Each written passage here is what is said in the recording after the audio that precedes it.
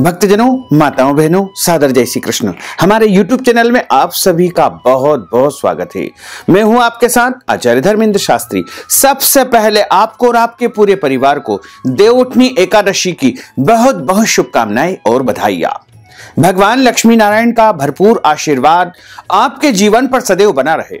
आप सभी सुखी रहें, स्वस्थ रहें, व्यस्त रहें और मस्त रहें।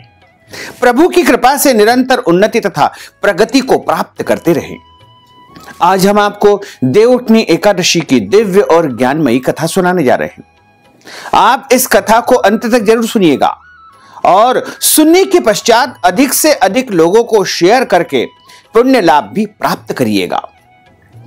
पूरे वर्ष में 24 एकादशी आती है, लेकिन जिस साल अधिक मास आता है उस वर्ष 26 एकादशी हो जाती है। प्रत्येक माह में 2 बार एकादशी आती है। कृष्ण पक्ष तथा शुक्ल पक्ष दोनों ही एकादशियों का अपना अपना महत्व धर्म ग्रंथों तथा पुराणों में बताया हुआ है।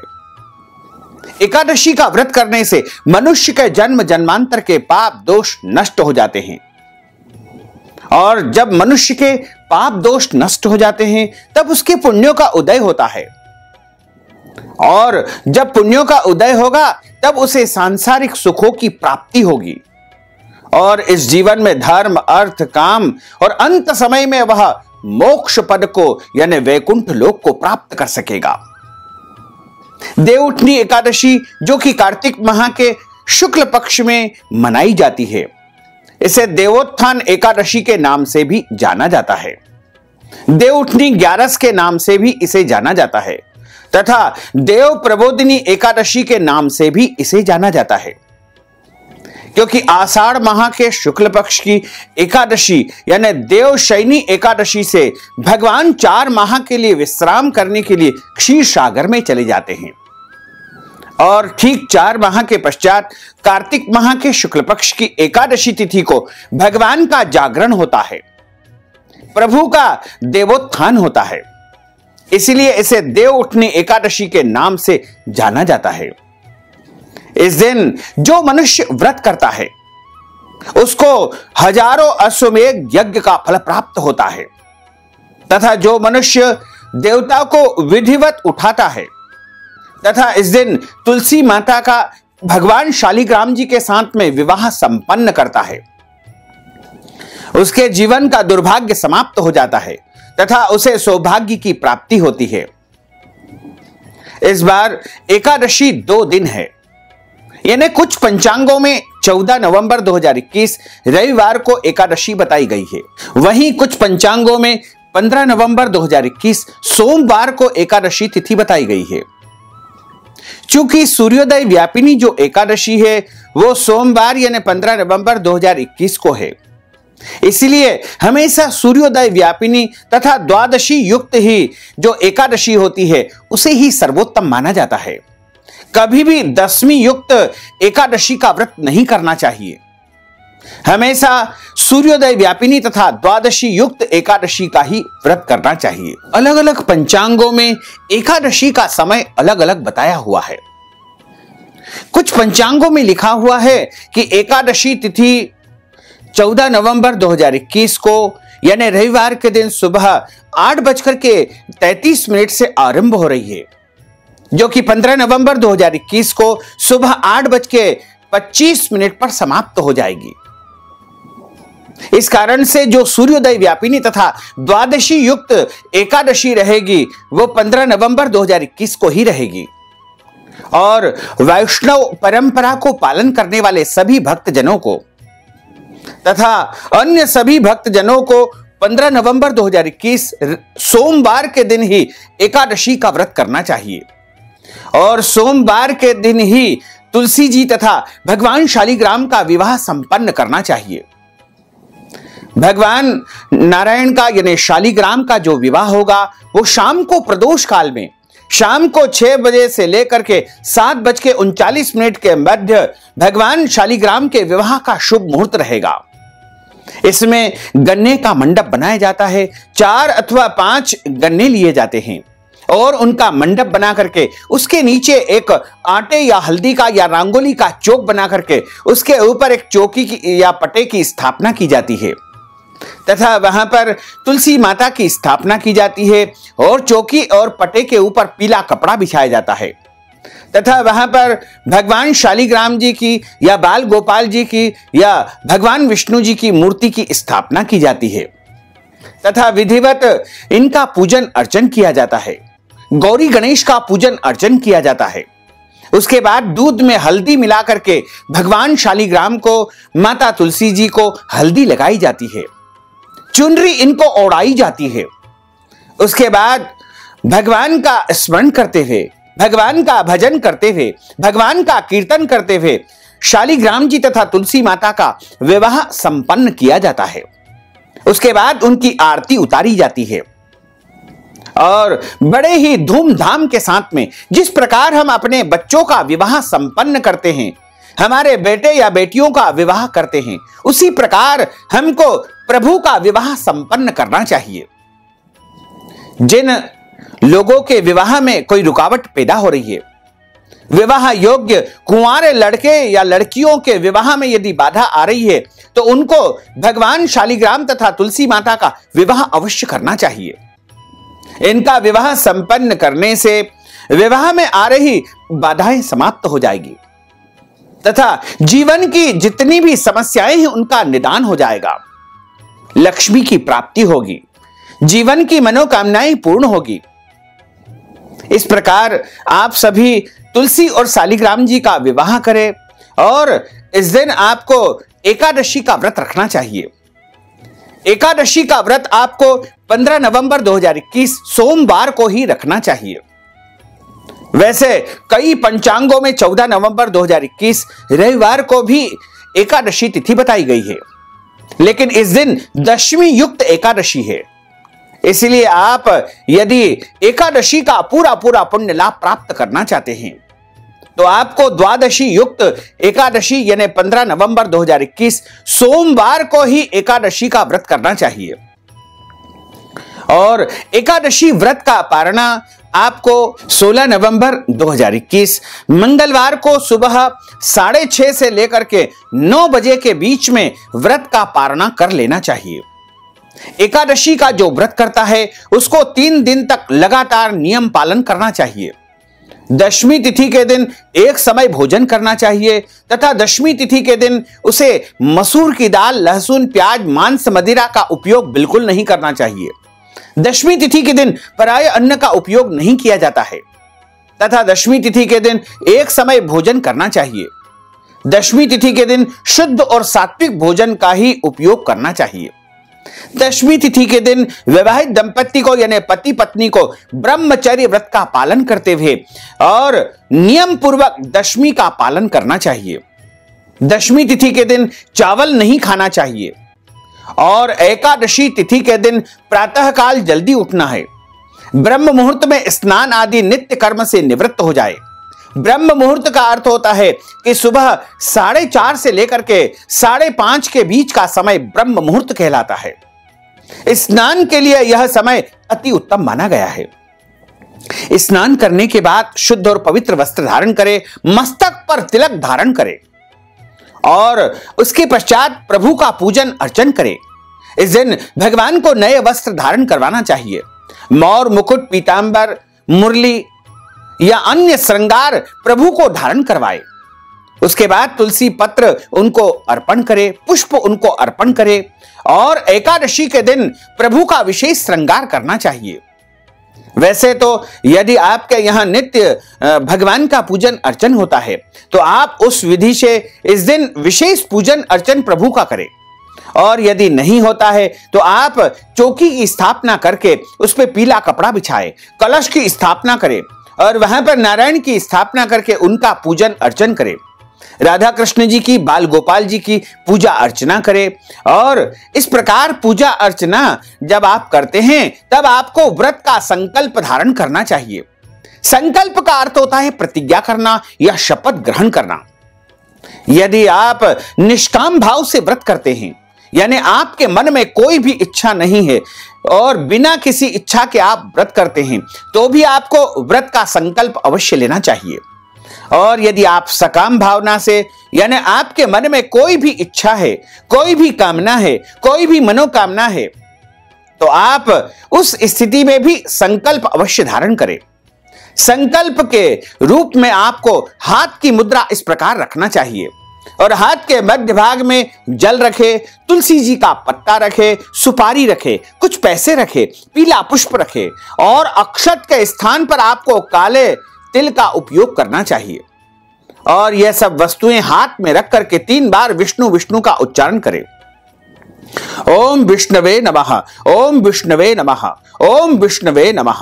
ओम तिथिर्विष्णु स्थावरो नक्षत्रम विष्णुरेव च योगश्च करणं विष्णुः सर्वं विष्णुमयं जगत्। ओम विष्णुर्विष्णुर्विष्णुः श्रीमद्भगवतो महापुरुषस्य विष्णोर् आज्ञया प्रवर्तमानस्य अद्य श्री ब्रह्मणोन्हि द्वितीय प्रार्धे श्री श्वेतवारः कल्पे वैवस्वत्मन्वन्त्रे अष्टाविंशतितमे कलियुगे कलि प्रथम चरणे भूर्लोके भारतवर्षे भरतखंडे जम्बूद्वीपे आर्यावर्तांतर्गत ब्रह्मवर्तैकदेशैः अवंतिकायां विशाला क्षेत्रैः मध्य प्रदेशैः भोपाल मंडलांतर्गतैः भोपाल नाम्नि नगरैः संवत 2078 मासानां मासे पुण्य पवित्र मासैः कार्तिक मासैः शुभैः शुक्ल पक्षैः एकादश्यायां पुण्यतिथयोः सोमवासरान्वितायां महा अद्य दिवसैः उत्तरा भाद्रपद दिवस नक्षत्रैः मीन राशि से श्री चंद्रैः मकर राशि से श्री देवराज गुरोः तुला राशि से श्री सूर्य शेषेषु ग्रहेषु यथा यथम राशि स्थान स्थितसु एवं ग्रह गुण गण विशेषण विशिष्टायाम शुभ पुण्यतिथोः। बोलिए मम आत्मनः, अपने नाम तथा गोत्र का आप उच्चारण कर लीजिएगा। श्रुति स्मृति पुराणोक्त वैदोक्त फल प्राप्त्यर्थम संकल्पित कामना संसिद्ध्यर्थम लोके सभायाम राजद्वारे व्यापारे कृषि कार्ये सेवा कार्ये यश विजय लाभादि प्राप्त्यर्थम यह जन्मनि जन्मांतरे वा सकल दुरितोपशमनार्थम 10 विधि लक्ष्मी प्राप्त्यर्थम बहुविध लक्ष्मी प्राप्त्यर्थम सर्वविध लक्ष्मी प्राप्त्यर्थम अप्राप्त लक्ष्मी प्राप्त्यर्थम प्राप्त लक्ष्मौश्चिरकाल संरक्षणार्थम सकल मनिच्छित कामनाओं संसिद्ध्यर्थम अद्य दिवसैः कार्तिक मासैः शुक्ल पक्षैः देवोत्थान देव प्रबोधनी एकादश्यायां व्रत कर्माहम करिष्यैहि। इस प्रकार संकल्प प्रभु को समर्पण कर दीजिए तथा हाथ जोड़ करके प्रभु से निवेदन करिए, प्रभु से प्रार्थना करिए कि हे प्रभु, आज हम देवोत्थान यानी देव उठनी एकादशी का व्रत करने जा रहे हैं। हमको आप इतनी शक्ति तथा सामर्थ्य प्रदान करें कि पूरे विधि विधान के साथ में नियम के साथ श्रद्धा पूर्वक हम इस व्रत के समस्त नियमों का पालन करते हुए इस व्रत को परिपूर्ण कर सके। इस प्रकार आपका व्रत आरंभ हो जाएगा। संकल्प का विधान आप चाहें तो सूर्योदय के पहले भी कर सकते हैं या सूर्योदय के पश्चात आप पूजन अर्चन करने के बाद या पूजन अर्चन करते समय भी कर सकते हैं। एकादशी के दिन अन्न का सेवन बिल्कुल नहीं करना चाहिए। इस दिन फलाहार करना चाहिए। वैसे तो सर्वोत्तम फलाहार गाय का दूध या गाय के दूध से बनी वस्तुओं को ही माना गया है। इसके अलावा फल या अन्य शुद्ध और सात्विक फलाहार का उपयोग किया जाता है। एकादशी के दिन सादे नमक का उपयोग नहीं करना चाहिए। इस दिन केवल और केवल फलाहारी सेंधे नमक का ही उपयोग किया जाता है। और एकादशी के दिन पेड़ पौधों को काटना अथवा छांटना नहीं चाहिए। इस दिन तुलसी जी के पत्ते भी यदि नीचे गिरे हैं तो उनको उठा करके उपयोग आप कर सकते हैं। पहले के चढ़ाए हुए तुलसी जी के पत्तों को बार बार धो करके भी आप उपयोग कर सकते हैं। तुलसी जी के पत्ते कभी भी बासी नहीं होते हैं। इसी प्रकार एकादशी के दिन किसी भी मनुष्य को चावल नहीं खाना चाहिए तथा चावल का उपयोग पूजन अर्चन में भी नहीं करना चाहिए। एकादशी के दिन झूठ नहीं बोलना चाहिए, क्रोध नहीं करना चाहिए, वाद विवाद नहीं करना चाहिए, लड़ाई झगड़ा नहीं करना चाहिए, घर के बड़े बुजुर्गों का या फिर वरिष्ठ जनों का अपमान नहीं करना चाहिए। किसी भी प्राणी मात्र का दिल एकादशी के दिन नहीं दुखाना चाहिए। एकादशी के दिन आपको किसी भी प्रकार का कोई गलत अनैतिक या पाप कर्म बिल्कुल नहीं करना चाहिए। एकादशी के दिन ब्रह्मचर्य व्रत का पालन करना चाहिए। एकादशी के दिन दाढ़ी कटिंग या शेविंग बिल्कुल नहीं करना चाहिए। और शरीर के अंग के कोई भी बाल इस दिन काटना या कटवाना नहीं चाहिए तथा एकादशी के दिन नाखून नहीं काटना चाहिए। एकादशी के दिन आपको किसी भी ब्राह्मण का या देवी देवताओं का या शास्त्रों का अपमान अथवा अनादर नहीं करना चाहिए। एकादशी के दिन आपको जो है रात्रि में जागरण करना चाहिए। एकादशी के दिन जो मनुष्य एकादशी का व्रत करता है उसको एकादशी यानी 11 की कथा अवश्य सुनना चाहिए। कथा हमेशा ब्राह्मण के मुखारविंद से ही सुनना चाहिए, क्योंकि ब्रह्म वाक्य जनार्दन, जो ब्राह्मण के मुख से साक्षात नारायण वासुदेव ही बोलते हैं। और कथा सुनने के बाद यथाशक्ति उनको दक्षिणा दान भी अवश्य करना चाहिए। और एकादशी का जो व्रत करता है उस मनुष्य को दान पुण्य अवश्य करना चाहिए। गोदान, अन्नदान, वस्त्रदान, ब्राह्मण भोजन या जो भी श्रद्धा हो उसके अनुसार, उसके अनुरूप उसको दान पुण्य अवश्य करना चाहिए। और एकादशी व्रत का पारणा द्वादशी तिथि में किया जाता है, यानी द्वादशी तिथि जब समाप्त हो उसके पहले व्रत का पारणा कर लेना चाहिए। इस बार व्रत का पारणा यानी व्रत खोलने का जो समय रहेगा वो 16 नवंबर 2021 मंगलवार को सुबह 6:30 से लेकर 9 बजे के बीच में आपको व्रत पारणा यानी व्रत खोल लेना चाहिए। व्रत का पारणा करते समय हाथ में जल लेकर के आपको इस प्रकार संकल्प करना है कि मैंने एकादशी का व्रत किया है, अब मैं व्रत का पारणा यानी व्रत खोलने जा रहा हूं। और उसके बाद आप जो भी दान पुण्य करना है वो वस्तु भी अपने पास रख लीजिए या मन में आप संकल्प कर लीजिए कि व्रत का पारणा के निमित्त मैं दक्षिणा दान करूंगा, अन्नदान करूंगा, वस्त्रदान करूंगा, ब्राह्मण को भोजन करवाऊंगा, या जो भी आपके मन में श्रद्धा है, इच्छा है, आप उसको मन ही मन प्रकट कर दीजिएगा। और व्रत का पारणा जल से किया जा सकता है, तुलसी जी के पत्तों से किया जा सकता है, फल से भी आप व्रत का पारणा कर सकते हैं, चावल से भी आप व्रत का पारणा कर सकते हैं, शुद्ध और सात्विक भोजन से भी आप व्रत का पारणा कर सकते हैं। लेकिन ध्यान रखें कि व्रत का पारणा जब करते हैं तो भोजन में लहसुन, प्याज, मांस, मदिरा इत्यादि का उपयोग नहीं करना चाहिए। द्वादशी के दिन चावल अवश्य खाना चाहिए, क्योंकि 2 दिनों तक हम चावल का परित्याग करते हैं और चावल को देव अन्न कहा गया है, इसलिए द्वादशी के दिन अनिवार्य रूप से चावल का उपयोग किया जाता है। और इस प्रकार आप नियमों का पालन करते हुए यदि एकादशी का व्रत करेंगे तो निश्चित तौर से आपको एकादशी का संपूर्ण पुण्य फल प्राप्त हो सकेगा। अब हम आपको देवउठनी एकादशी की दिव्य और ज्ञानमयी कथा सुनाने जा रहे हैं। बोलिए गोपाल कृष्ण भगवान की जय, श्री वृंदावन बिहारी लाल की जय, गोपाल कृष्ण भगवान की जय। गुरुर् ब्रह्मा गुरुर्विष्णु गुरुर्देवो महेश्वरा, गुरुः साक्षात् परब्रह्म तस्मै श्री गुरुवे नमः। श्री अखंड मंडलाकारं व्याप्तं येन चराचरं तत्पदं दर्शितं येन तस्मै श्री गुरुवे नमः।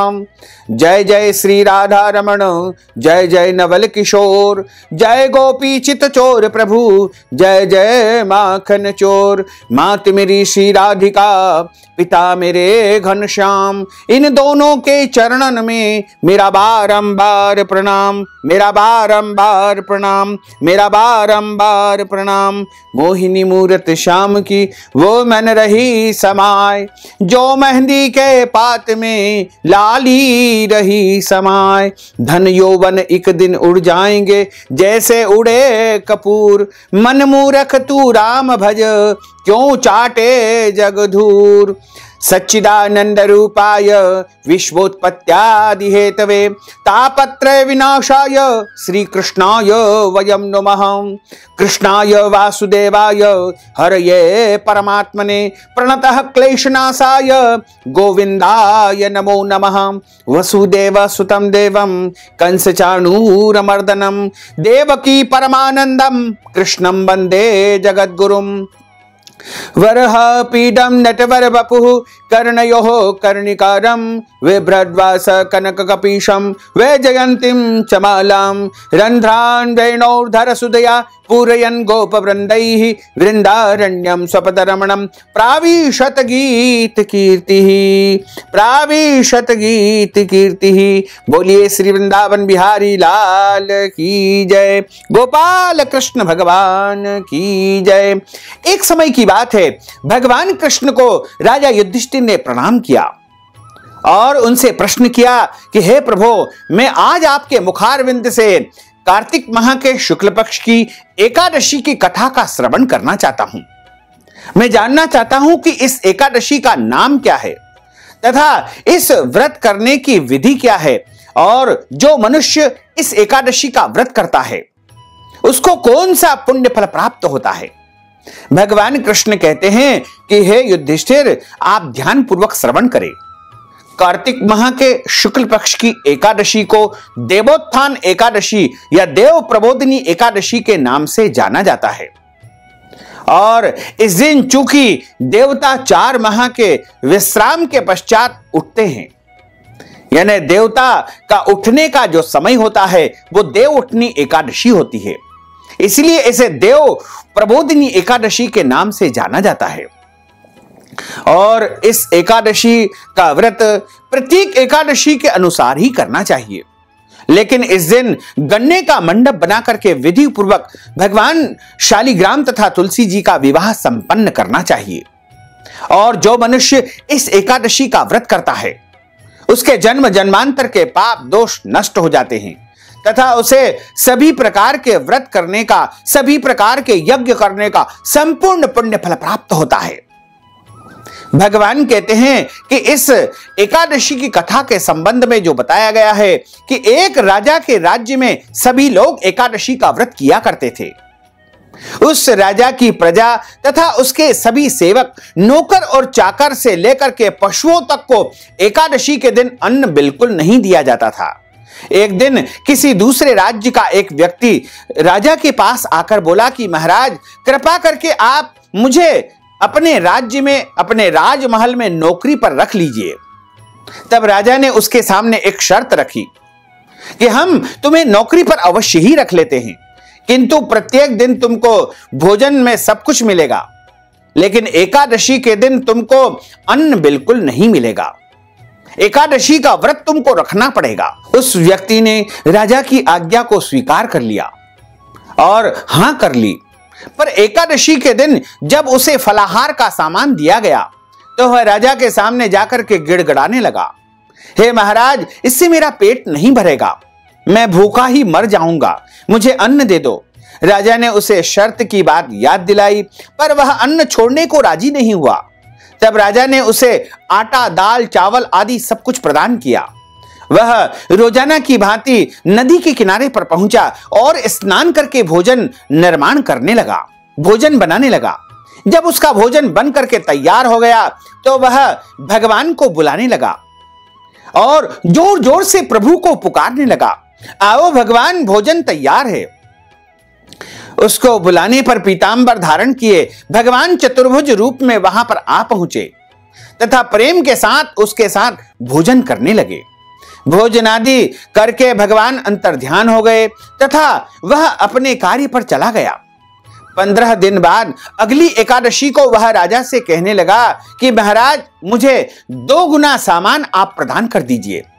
जितना सामान आप मुझे देते हैं उसका 2 गुना आज मुझे सामान आप प्रदान कीजिए। उस दिन तो मैं भूखा ही रह गया। राजा ने कारण पूछा तो उसने राजा को बताया कि हमारे साथ भगवान भी भोजन करते हैं, इसलिए हम दोनों के लिए यह सामान पूरा नहीं होता है। यह सुनकर के राजा को बड़ा आश्चर्य हुआ और वह बोला कि मैं तुम्हारी बात को मान नहीं सकता हूं कि भगवान तुम्हारे साथ भोजन करते हैं। मैं तो इतना व्रत रखता हूं, इतनी पूजा पाठ करता हूं, इतनी भगवान की भक्ति करता हूं, लेकिन भगवान ने कभी भी मुझे दर्शन नहीं दिए हैं। राजा की बात को सुनकर के वह नौकर बोला कि महाराज, यदि विश्वास न हो तो आप साथ चल करके देख लीजिए। राजा एक पेड़ के पीछे छिप करके बैठ गया। उस व्यक्ति ने भोजन बनाया तथा भगवान को शाम तक पुकारता रहा। किंतु बार बार पुकारने पर भी भगवान नहीं आए। अंत में उसने कहा कि भगवान, यदि आप नहीं आए तो आज मैं नदी में कूद करके अपने प्राणों का त्याग कर दूंगा। लेकिन इसके बाद भी भगवान नहीं आए।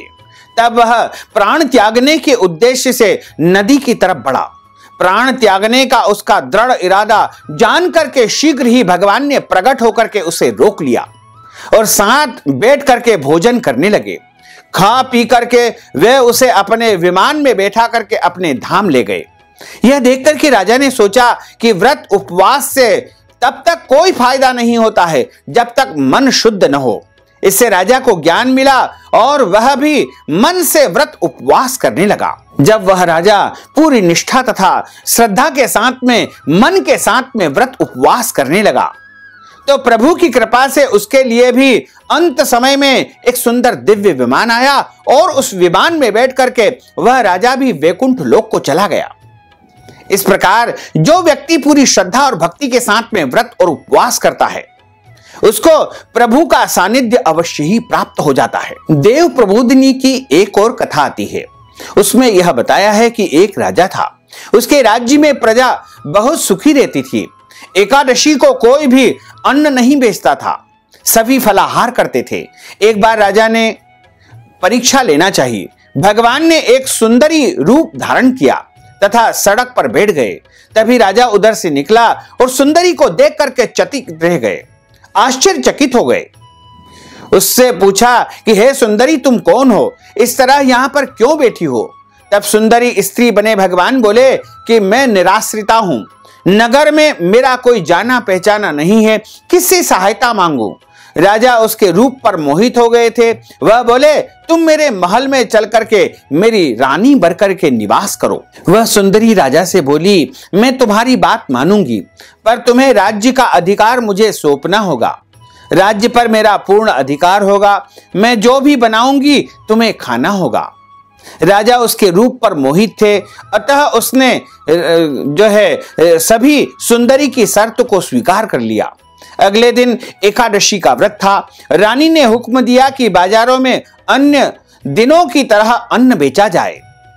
उसने घर में मांस, मछली आदि पकवाए तथा परोस करके राजा से खाने के लिए कहा। यह देख करके राजा बोला कि रानी, आज एकादशी है और एकादशी के दिन केवल और केवल मैं फलाहार ही करूंगा। तब रानी ने शर्त की याद दिलाई और बोली, या तो खाना खाओ, नहीं तो मैं बड़े राजकुमार का सिर काट लूंगी। राजा ने अपनी स्थिति बड़ी रानी से कही तो बड़ी रानी बोली कि महाराज, धर्म न छोड़े, बड़े राजकुमार का सिर देना हो तो दे दे, पुत्र तो फिर मिल जाएगा, लेकिन धर्म यदि एक बार चला गया, धर्म यदि आपका भ्रष्ट हो गया तो वह पुनः आपको नहीं मिल पाएगा। इस दौरान बड़ा राजकुमार खेल करके आया। मां की आंखों में आंसू देख करके वह रोने लगा और रोने का कारण पूछने लगा तो मां ने उसे सारी वस्तु स्थिति बता दी। तब वह बोला कि मैं सिर देने के लिए तैयार हूं, पिताजी के धर्म की रक्षा होगी और जरूर होगी। राजा दुखी मन से राजकुमार का सिर देने को तैयार हुआ तो रानी के रूप से भगवान विष्णु ने प्रकट होकर असली बात बताई और कहा कि राजन, तुम इस कठिन परीक्षा में पास हो गए हो। भगवान ने प्रसन्न मन से राजा से वर मांगने को कहा तो राजा बोला कि आपका दिया हुआ सब कुछ है, हमारा उद्धार करे। उसी समय वहां एक विमान उतरा। राजा ने अपना राज्य पुत्र को सौंप दिया और विमान में बैठ करके वैकुंठ लोक को चला गया। देवउठनी एकादशी की एक और कथा आती है। उस कथा में बताया है कि शंखासुर नामक एक राक्षस था और शंखासुर ने तीनों लोकों में बहुत ही उत्पात मचाया हुआ था। तब समस्त देवताओं के आग्रह करने पर भगवान विष्णु ने उस राक्षस से युद्ध किया और यह युद्ध कई वर्षों तक निरंतर चलता रहा। युद्ध में वह असुर मारा गया और इसके बाद भगवान विष्णु विश्राम करने के लिए चले गए। कार्तिक माह के शुक्ल पक्ष की एकादशी के दिन भगवान विष्णु की निद्रा टूटी। सभी देवताओं ने भगवान विष्णु की पूजा की थी। शिव महापुराण के अनुसार पौराणिक समय में दैत्यों का राजा दंभ हुआ करता था। वह बहुत बड़ा विष्णु भक्त था। कई सालों तक उसके यहां संतान नहीं होने के कारण उसने शुक्राचार्य को अपना गुरु बना करके उनसे भगवान श्री कृष्ण का मंत्र प्राप्त किया था। यह मंत्र प्राप्त करके उसने पुष्कर सरोवर में घोर तपस्या की थी, कठोर तपस्या की थी।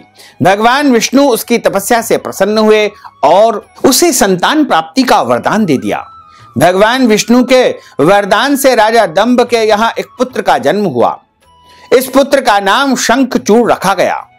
बड़ा होकर शंखचूड़ ने ब्रह्मा जी को प्रसन्न करने के लिए पुष्कर में घोर तपस्या की। उसकी तपस्या से प्रसन्न होकर ब्रह्मा जी ने उसे वरदान मांगने को कहा।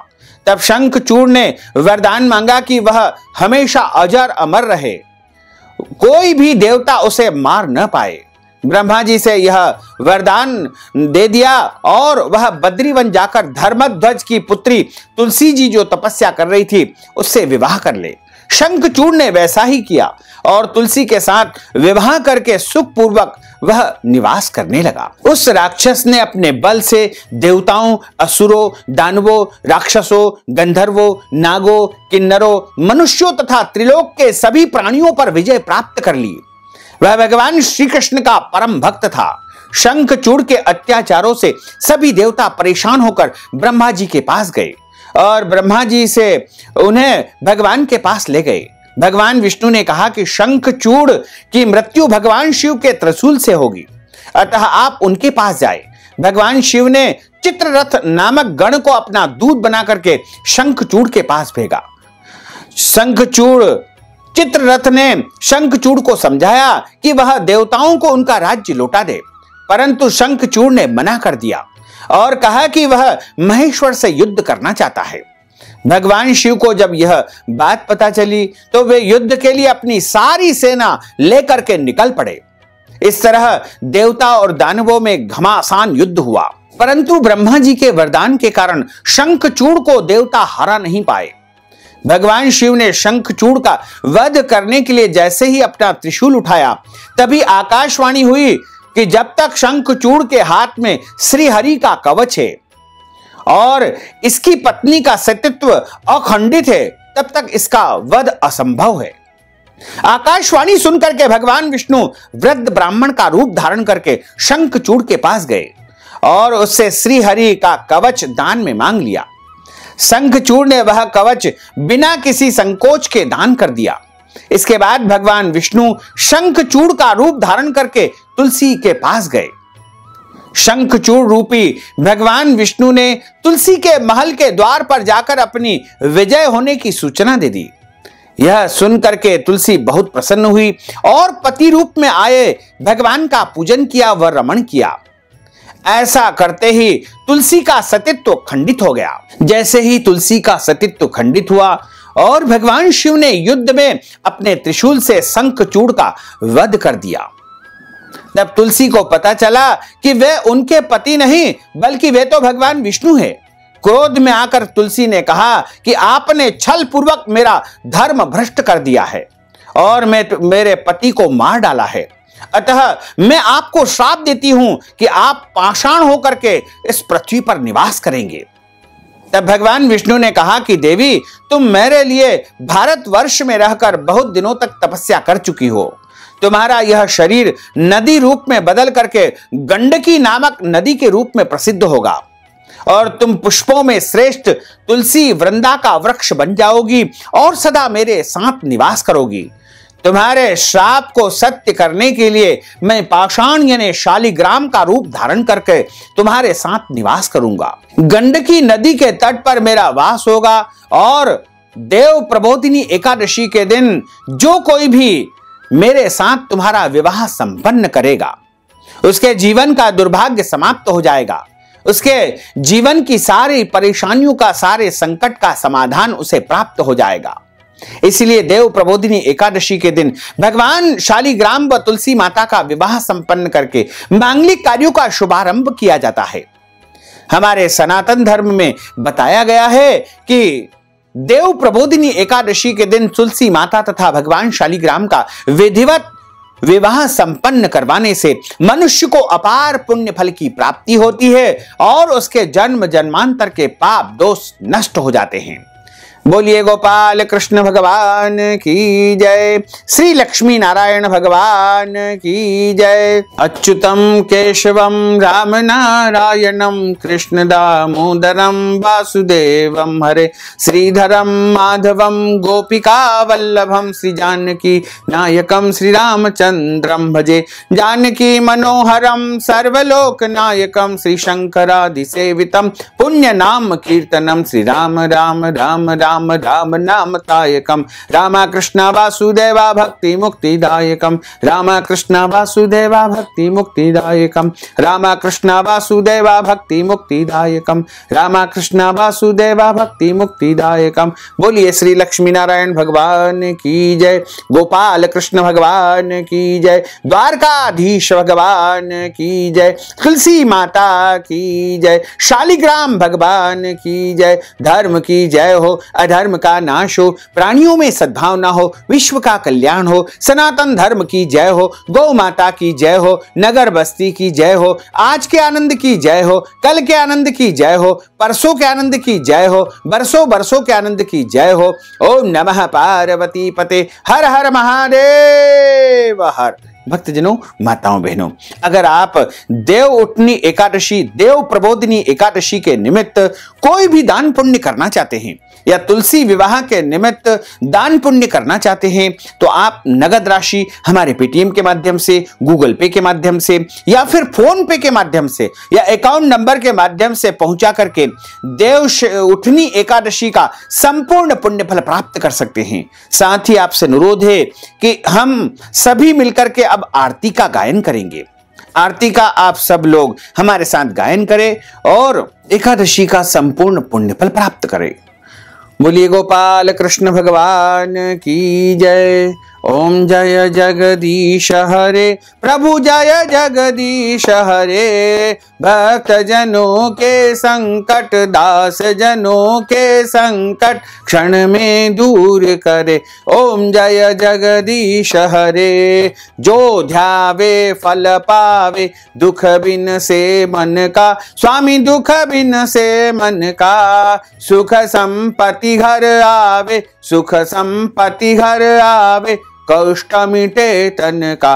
ओम जय जगदीश हरे मात पिता तुम मेरे शरण गहूं में किसकी स्वामी शरण गहूं में किसकी तुम बिन और न दूजा प्रभु बिन और न दूजा आस करूं मैं किसकी। ओम जय जगदीश हरे तुम पूर्ण परमात्मा तुम अंतरयामी स्वामी तुम अंतरयामी पार ब्रह्म परमेश्वर पार ब्रह्म परमेश्वर तुम सबके स्वामी।